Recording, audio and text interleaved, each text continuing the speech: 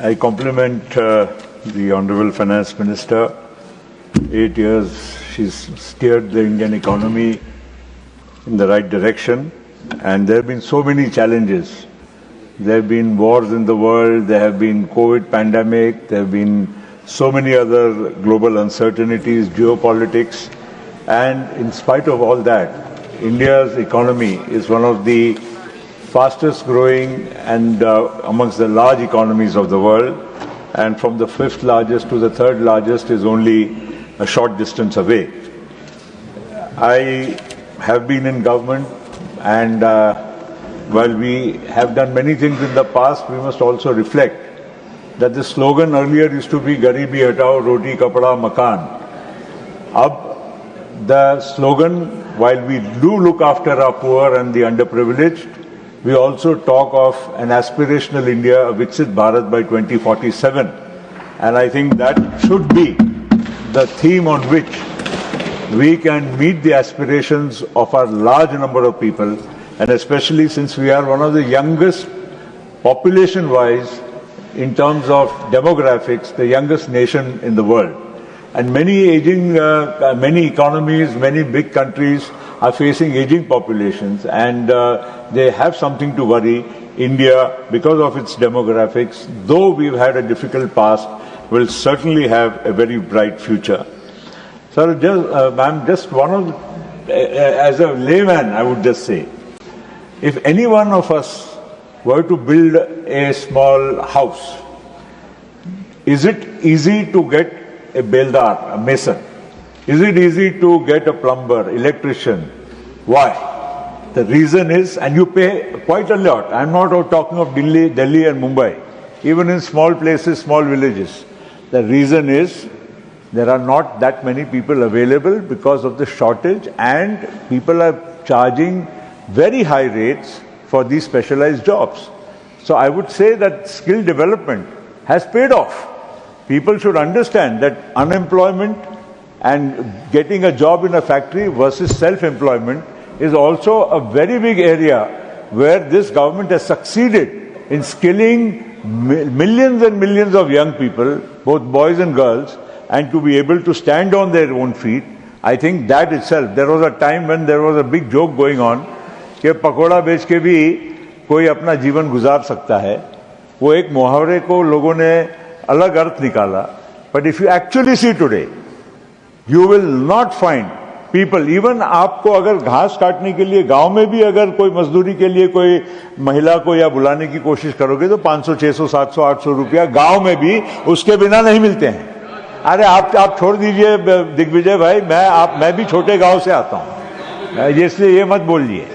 मैं ये इसलिए why I'm raising this issue is that when we talk of a Viksit Bharat, a developed Bharat, we also have to see, and especially unemployment is a big theme which continues in all our discourses. Unemployment, yes, people look at, yes, want a factory job or want a blue or a white collar job, and that's why they are not able to all get a job at their call. That's a different thing. But now skilling has paid off. Look at in Gulf.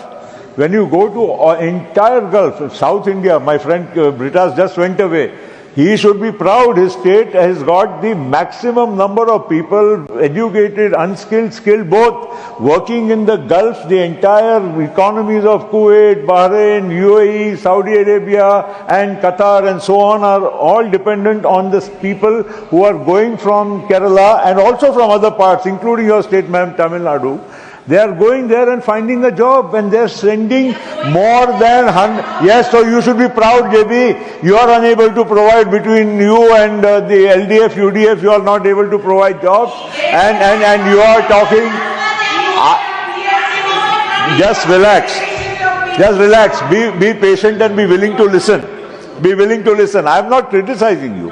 I was only saying. No, my time is much more. So Jairam, we have discussed now, you will not say anything. Anyway, my point is that when the economy is progressing, these are all visible changes and signs which you will see. Today you go to a village, I'm bringing it down to the lowest common denominator. आप किसी भी गांव में इस देश में चले जाइए, आज से 25 साल पहले उस गांव में कितनी गाड़ी थी, कितनी मोटरसाइकिल थी और कितने पक्के घर थे। आज कोई भी गांव अगर हमारे देश में, अगर कोई भी राज्य में, सूबा, कोई भी, इवन हम जो पिछड़ा हुआ सूबा कहने की कोशिश करते हैं, मैं किसी सूबे को पिछड़ा हुआ नहीं मानता हूं, वहां पर भी आपको लोगों के पक्के घर, प्रधानमंत्री आवास योजना और अन्य माध्यमों से आपको दिख रहे हैं। आपको एक गांव में 100 गाड़ी, 50 गाड़ी, 500 गाड़ी, आपको हर घर में एक 2 व्हीलर कम से कम, एक से ज्यादा भी होगी। ये सारी चीजें आज आपको दिख रही है कि नहीं दिख रही है? किसी के घर में आपको टेलीविजन, फ्रिज और ये सब चीजें, एयर कंडीशनर लग्जरी थी, आज कई लोगों के घर में आपको दिखती है। मेरा यही कहने का मतलब है कि कहीं ना कहीं जो आज जो प्रगति के चिन्ह है, ये आपको अपने गांव के जमीन से आपको नजर आते हैं। और इसीलिए आज जो सरकार के ओर से whatever the various schemes which are being reaching the people are showing excellent results. आज इंफ्रास्ट्रक्चर के मामले में इतना सारा मतलब जोरों से काम हो रहा है। National highways, expressways, both by state governments and by especially the National Highway Authority। आज जिस तरह से पोर्ट्स बन रहे हैं हमारे महाराष्ट्र में, आज सुबह एक क्वेश्चन में हम हमारे डेवलपमेंट की बात कर रहे थे, पोर्ट्स के बारे में, और हमारे पावर प्रोजेक्ट्स, न्यूक्लियर प्रोजेक्ट्स और ये सब चीज़ों को, ऑयल रिफाइनरीज हमारे ही स्टेट से ना आने देने की साजिश होती है। और जब वो प्रोजेक्ट्स दूसरे राज्यों में जाते हैं तो ये बताया जाता है कि नहीं, ये प्रोजेक्ट्स यहाँ से भगाकर दूसरे राज्यों को दिए जा रहे हैं। हमारे सरकारों को बदनाम करने की कोशिश की जाती है। ये राजनीति नहीं तो और क्या है। विकास के नाम पर आज जिस तरह से इंफ्रास्ट्रक्चर का डेवलपमेंट हो रहा है, रेलवे में एक समय ऐसा था कि हम लोगों को ट्रेन पे बैठने का और टॉयलेट्स, बाकी सफाई, रेलवे स्टेशंस, आज आप देखिए अमृत भारत स्टेशन देखिए, आप रेलवे की देखिए, वंदे भारत ट्रेन देखिए, आपको ये सारी चीज़ों का आप परिणाम आज नज़र आता है और उसका हमारे विकास में हमको नज़र आता है। आज हमारी फूड सिक्योरिटी, अब कोई लोग बोलते हैं कि ये लोगों को अनाज क्यों दिया जा रहा है।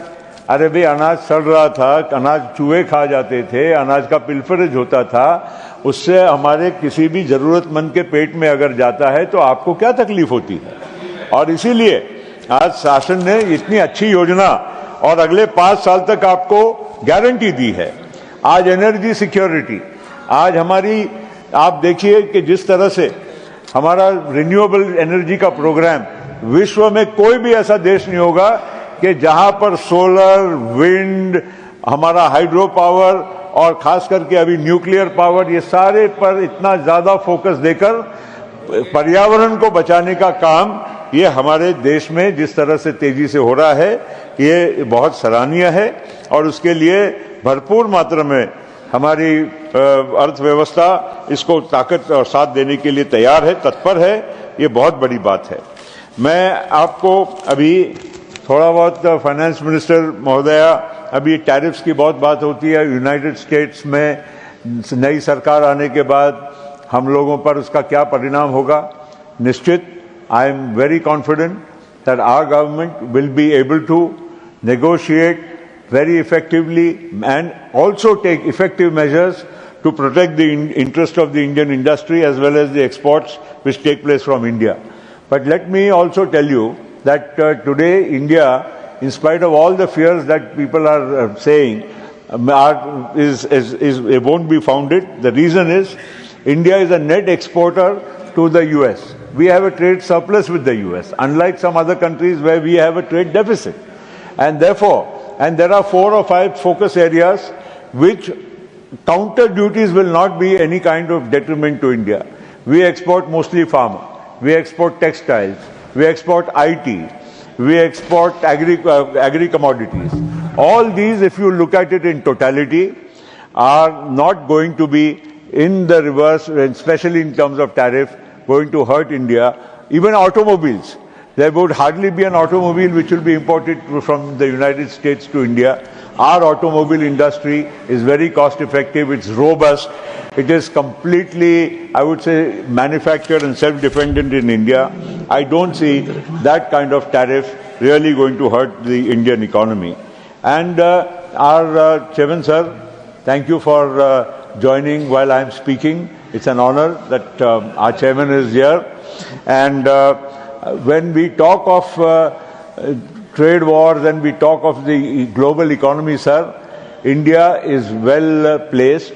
No matter what people say, our only one area of concern, and for which the government has been effectively taking steps, has been only on the oil security, where we have to import in large quantities because of the high consumption, which we now do thanks to because of the robust economy. We also need more oil. But I think the government, in spite of the geopolitics, has been able to source oil at a cheaper rate from many a source which are not available to many other countries. And I think the government needs to be complimented for that. And therefore, without going further, sir, I have taken a lot of time, but I will definitely say that there is a need for looking at strengthening our rural infrastructure, because at the end of the day, the farm infrastructure, the rural village infrastructure is still the backbone of the economy. People are moving to bigger cities only because they need further avenues for making money. And also, therefore, the counter pressure that our cities are getting more and more congested. Cities are unable to handle the immediate influx of a large number of migration from the rural to the urban areas. I think the government's focus, and therefore the state governments also come into the picture. Everything can't be all the problems of Delhi or all the problems of Mumbai or any other city, Chennai or Bangalore, cannot just lie on the doorsteps of the central government. I think the states also will be needed to participate in that journey. And therefore, I must compliment once again the Finance Minister for steering India in a very efficient and a robust manner. And as we all are very happy and proud that we are the 5th largest economy, we will soon be the 3rd largest economy and no more be called a developing nation. We shall become a developed nation by 2047. Thank you, sir.